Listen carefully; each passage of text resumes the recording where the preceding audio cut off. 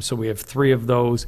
With the introduction of this dual-purpose skid unit, we actually have a plan to eventually get another one, so then we can then get rid of the third, or surplus a third Kubota. So again, transitioning fleet down to having 2 would be adequate for our response area, and just again, consolidating fleet and making it a little bit easier when it comes to replacement.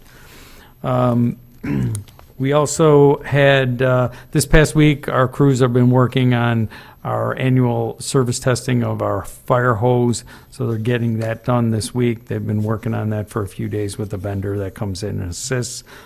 We've also had this past month, we had 3 of our members attend the National Fire Academy in Emmitsburg, Maryland. 2 of our officers attended Fire Command and Leadership programs, and then Katie Barecki attended the Fire Setter Intervention program there, so that she could be certified to do that.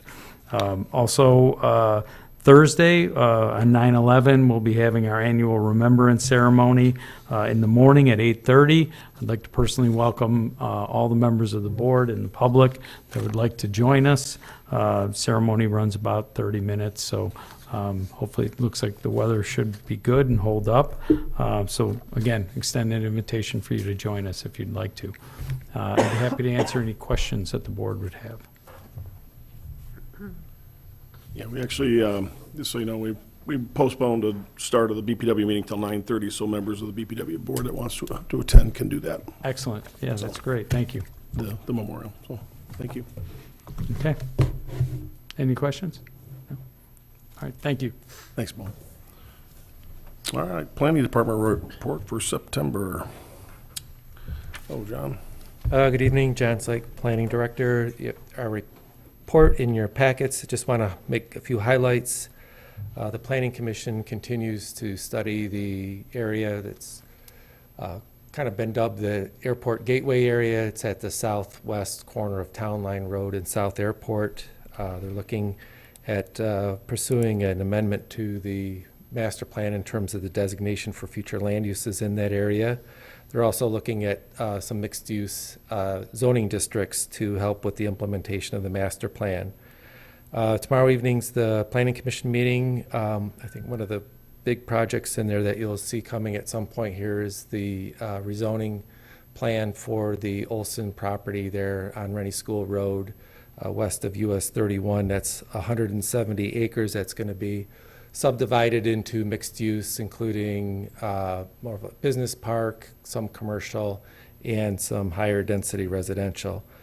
And last item is just want to mention we got some new applications in that aren't in that report, but we received those, and those will be going through site plan review. Are the redevelopment of the Shell station at US 31 and South Airport Road. That's part of the True Energy renovation that you've seen around the area in terms of redoing their gas stations. And then also we received the application for phase 2 expansion for the YMCA and Silver Lake Road. So that's all I have. Any questions for John? Thank you. Thanks, John. Thank you. Parks and Rec, Chris? Submitted in writing, and I can answer questions if anybody has any.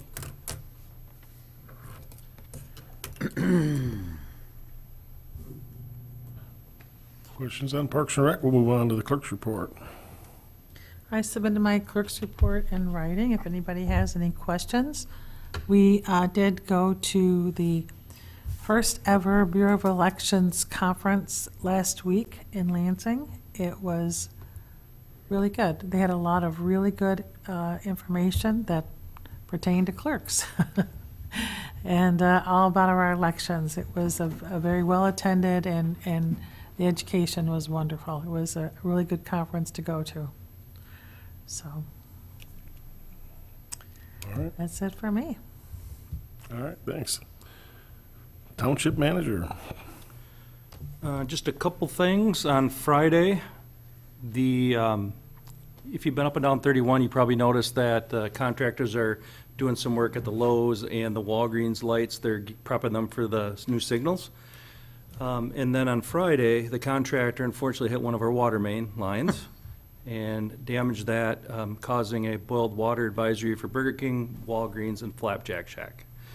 So unfortunately, they had to boil water until Sunday, Oh, jeez. when they were told that everything was in the clear. So, it was obviously a big water mess at the intersection, and DPW had to help fix it. And it's repaired, but at this point, the contractor's still doing work. And from what I understand, talking with the DPW director, is that they marked it, and it's their opinion that the contractor in the area was hit should have been hand digging and not using equipment, following best practices for that area.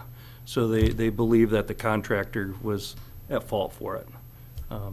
So it just seems like our system keeps taking a beating, sewer, then water, and hopefully that'll be it for quite some time. The wage study is about 98% complete, and they're about ready to put a bow on it. And along with working with them on that, I've been preparing myself for budget discussions. Our clerk is working on getting all that together. And I've polled some of you, or most of you, about meeting next week for a study session to begin that. So we'll talk more about that on other business as far as the time and the date, so we're all on the same page and we can get those conversations going. Any questions? Well, hopefully, bad things are supposed to be in threes, and that's the fourth sewer and water issue we've had since July, so hopefully it's over now. Yeah. Knock on wood, so. All right, thanks, Chris. My report this evening, just a few things. The 28th, we had a Ridgeview Court pre-construction meeting. It went really well, and from what I understand, that's under construction over there in Ridgeview, so that's good to see we're getting that project done. I had a Commons meeting with Brownfield. We're kind of wrapping up the meetings with Brownfield. I don't think we have very many more of those scheduled because we're getting the details. And then on the same note, we had a meeting, one of a series that are scheduled with the city on all the overall water, which includes really three prongs: finalizing the commons details, the Long Lake issues that are still hanging out there. We're working on those, and then the overall. Starting, we got basically less than 3 years on the overall water contract. So we are in a series of meetings with the city, and we've started those. So good conversation. BPW Finance, a lot of stuff going on. We approved, there's going to be a slight septage plant increase in rates there. And we'll probably be looking at sewer rates as well with a $41 million project to redo the sewer plant, and I think Garfield's on the hook for 55% of 45% of 41 million. So All the townships are. well, yeah, that's just our portion of it. All the townships will have to go up, but we're 55% of 45%. I think Chloe's seen the numbers on that. She probably knows better than I do. It's a lot of money, but it's definitely an upgrade. It's needed. So there's a lot of things there, and we're going to be talking to the BPW actually this Thursday about this is the third, the second for sure, but the third incident where a contractor has damaged our system, and they are at fault. I mean, one, it was marked with misdig, and they still went with an auger and hit it. Another one just didn't wait for misdig and hit it. And then, of course, we're dealing with the one over at West High School. So we're going to look for some reimbursement and some billing on those, which I don't know if it's past practice, but we're going to request that. Good practice. And then the last thing is Lowe's reached out this past week. First of all, I think the Lowe's issue with the homeless is done, and they stepped up and cleaned that out, and that's nice. And then they came up and offered for a community project, $2,500 plus labor. So I've turned that over to our Parks Department to come up with a project that we could take advantage of their offer and do something with that. So pretty nice partnership from one of our business neighbors that wants to partner with some sort of a project on that. So, and that's all I got. So, Got a question for you? Yeah. On the commons, do we have an ETA when the water situation is going to be? well, we worked out the details enough that they got it under construction. We have to have the details worked out on that by November, and they have to be finalized before the water can flow. So we're both motivated. We expect to have a solution by November on that. So We're they should be starting. able to use it as a venue again, and Oh, yeah, I mean, unless there's a delay that I'm not sure about from the Parks and Rec, I believe that their project is supposed to be final in November, getting that done, you know. I need to ask Matt Cowell about that for sure, but that's been the timeline on that. Now, there's some roads closed and stuff up there right now, because they're putting the water main in, so there are some disruptions with the roads up there, but they were able to do. Originally, they were going to open cut Medical Campus Drive to put the water main in, which would have been very disruptive, but they were able to bore that underneath, so that kind of avoided one of the disruptions they were anticipating. So that's moving along. Anything else for me? All right. I don't see anything under unfinished business, so we'll move on to new business. And the first item under new business is a public hearing, consideration of Michigan Community Development Block Grant, CDBG for housing infrastructure, the Flats at Carriage Commons, Resolution 2025-25-T. So, do we need any introduction for this one, Chris? So our planning director will just kind of introduce it, and then also the Traverse City Housing Commission Executive Director Carl Fulmer is here to answer questions that the board might have. Okay. Good evening again. This item came before you a few weeks ago as a letter of intent to make application for community development block grant funds from MISTA to support the housing that's being developed over at the Flats at Carriage Commons. This is an actual application at this point to go after a infrastructure grant. In discussions with MISTA, there needed to be some alterations slightly to the grant, in that, as you recall, there was discussions about how this will support the Habitat homes. It still will do that, but in terms of the grant itself, the scope has to be contained within a 2-year time period, and Habitat is probably a little bit outside of that. So this is focused at this point strictly on the water and sewer lines that will benefit the future phases for the Flats at Carriage Commons. So the grant amount is for about $989,000. The Traverse City Housing Commission will be the third-party administrator in this case, so they will be adding an additional $178,000 for administrative costs in terms of the reporting and so forth. And this is a reimbursable situation, so the expenditures will occur and have to be forwarded back to MISTA for recovery for those expenditures that will be incurred by the Housing Commission. So the process at this point is, this is an application. There's a public hearing that's required for the application. There's also, for your consideration on the agenda, is an authorizing resolution. The submittal has to be in by September 17th of next week. Should that grant be approved, there would be a grant agreement that will come back to the township. At that time, I would also expect there would be some type of an agreement or understanding between the township and the Housing Commission, since they'll be the ones essentially managing the grant. So that's a quick synopsis of what you have being considered tonight. All right. Hi. As John said, I'm Carl Fulmer, Director of the Traverse City Housing Commission. I came to thank you first for being willing to entertain applying for the CDBG monies.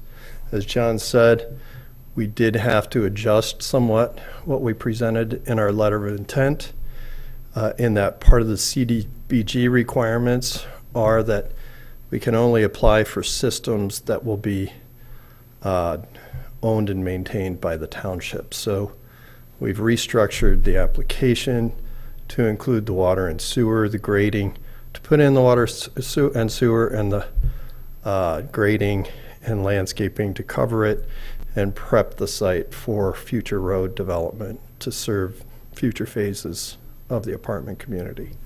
In so doing, we didn't mention We don't mention Habitat because they're not within the 2-year time frame, but the extension of the water and sewer and the stubbing out to all 15 Habitat lots will ultimately serve them. So that's it, kind of in a nutshell. Open to any questions if you have any. I have a question, Carl. Sure. I'm sorry, what's that? I have a question, Carl. Yeah, go ahead. $178,000 seems like a large administrative fee. How did you come up with that number? And do you think it at all puts the grant in jeopardy? Well, it's the allowable fee that the CDBG program allows. The Housing Commission will be fronting pretty much all the money to be reimbursed, as well as paying. It has to follow Davis-Bacon rules, so we will hire a consultant to file the Davis-Bacon paperwork. In addition, because it'll be a township property, I do believe there'll be fees that we have to pay for the township for the inspection of the system as it's installed. So it's really not all flowing. It flows to the commission, but we'll use it to pay other fees as well. So It is, I would agree, it is kind of a large fee. Molly, do you have a question? Yeah, just a question. Any matching funds coming from the township on this one, or just, no? No. That's good, thanks. All right.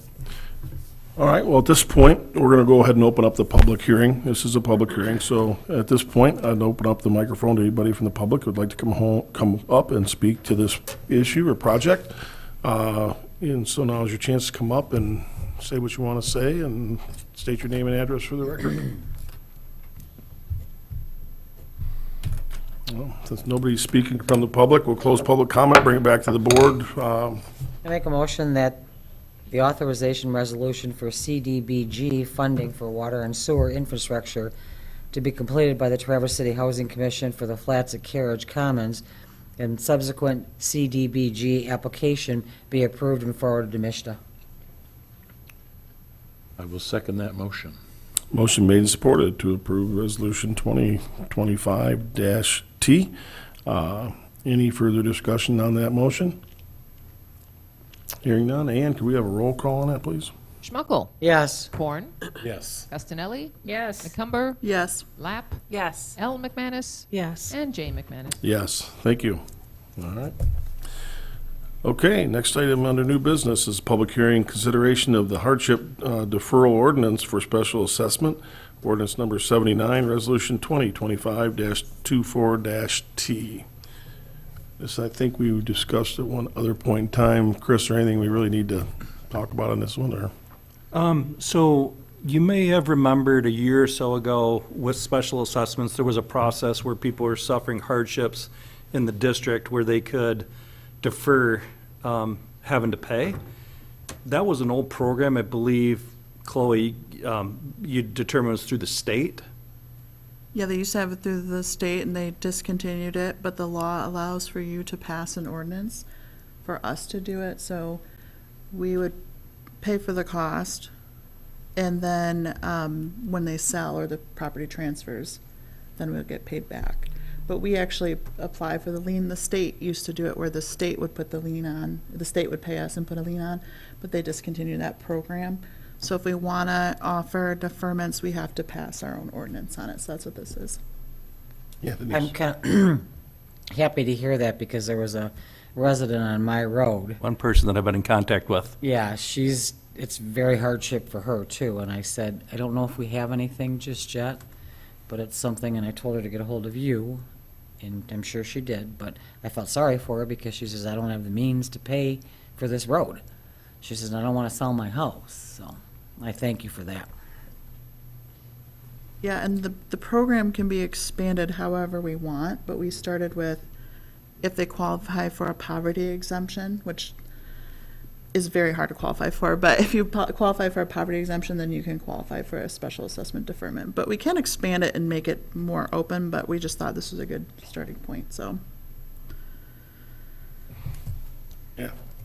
So, someone comes to us with an application and the township supervisor, I guess, Yep. supervisor. You guys decide whether or not they are eligible to do that.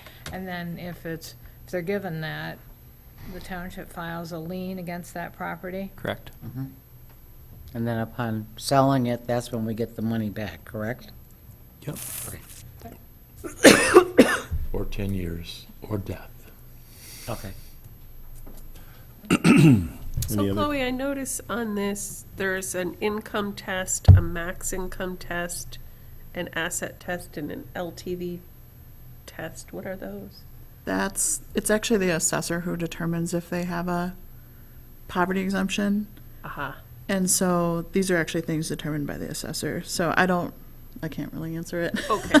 But it's in our poverty exemption ordinance that they have to pass these different tests that the assessor will, So these are already That would- spelled out somewhere? yeah.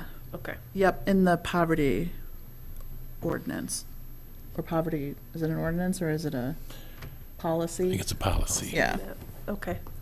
All right.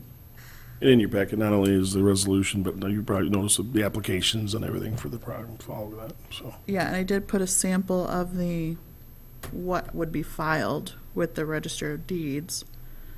So upon the sale or transfer, the title company would go out to the Register of Deeds to look for liens, and that's where they would see our document filed and pay it at that point. Any other questions for Chris?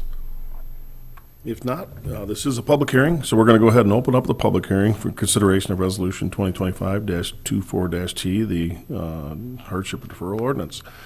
And we'll open it up to the public at this time. And it has been the case all evening. Nobody's running to the microphone, so we'll go ahead and close public comment, bring it back to the board for action. I make a motion that we adopt resolution regarding hardship, make a motion that we adopt resolution 2025-24-T hardship deferral ordinance for special assessments, ordinance number 79. Support. Motion made and supported to approve Resolution 2025-24-T as stated. Any further discussion on that motion? Hearing none, and can we have a roll, please? Smucker? Yes. Was that McCumber? Yes. Okay. Lapp? Yes. L. McManus? Yes. Corn? Yes. Augustinelli? Yes. And Jane McManus. Yes, thank you, Ann. All right. That takes us to our next public comment. Now's the time to step forward, and if you have anything you'd like to say, state your name and address for the record, and let us know what you have to say. Good evening, everyone. My name is Chase Pasnick, address of 3539 La Casita Avenue.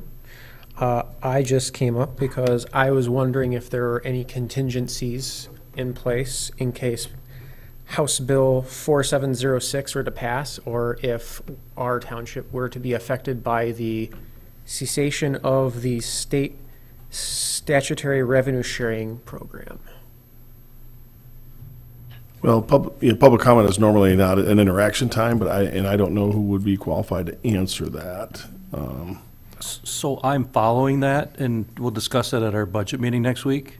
So if the House bill were to pass, you would have roughly 30,000 less in CVT funds. So that's what we'd have to overcome. Yeah, it would- 32,000, I believe it was. I believe it goes back to if townships, there's 4 townships in the county that have been getting revenue sharing every year, those wouldn't be affected as much. The townships that only got it for last year would not get it this year. And I believe it just takes it back to 2023 levels or 2024 levels maybe. They stated it at the MTA meeting last week. It was like, That's pretty accurate. yeah, I think it was like 90-some% of what we got last year. It would be a reduction if it passed, but not, our particular township, not a huge reduction. Yeah. I wasn't aware of the level of the impact, so I just figured I would Yeah, inquire. well, there are things out there that could have impacts. There's a lot of legislation and ideas that, could have impacts. We just don't know yet, so. Thank you for your time. Thank you. Any other public comment this evening? Hearing none, we'll go ahead and close public comment. Chris, did you want to cover under other business? Yeah, I was hoping that we could do a budget study session on the 16th, next Tuesday, starting at 4 PM. It sounded like all the trustees were available at that time, and I believe clerk, supervisor, and treasurer as well. So I just wanted confirmation that I can put that in stone, and then we'll notice it. You said the 16th at 4? I have it on my calendar. I have it on my calendar. Works for me. I wrote it down. Okay. Go ahead and send out a calendar invite too, just to remember. Okay. Yeah, so.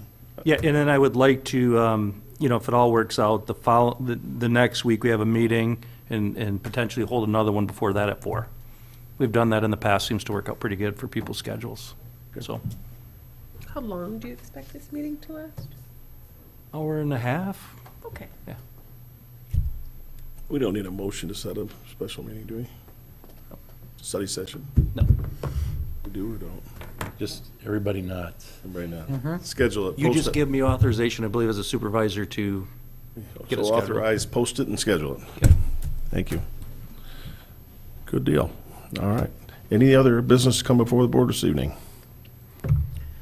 Just that I'm excited my roads are getting worked out. That's nice. And I mentioned, not only Ridgeview Court, but there's been several nice road projects in the township this summer between Town Line, and which is right on the border, and 3 Mile, which is not, but then Potter, of course, and they should get Barney done yet Yeah, this fall. Barney, So yeah. some real nice projects this year. So, all right. Hearing no other business, we stand adjourned.